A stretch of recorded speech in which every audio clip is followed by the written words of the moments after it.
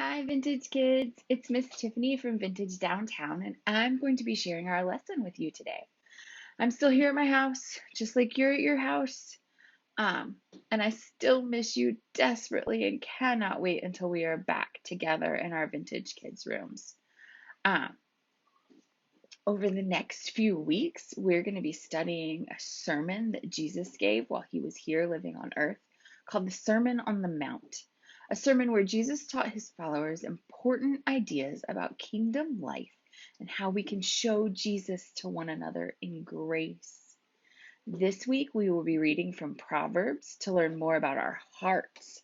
So we're going to open our Bibles to Proverbs 4:23, where it says, "Above all else, guard your heart, for everything you do flows from it."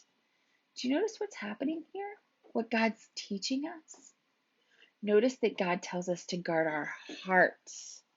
Think about what that means. Guard your heart. Guarding our hearts means we protect what we let in because we know what flows out or comes out is affected by that. This means if we surround ourselves with negative things, we're more likely to be negative to the people around us.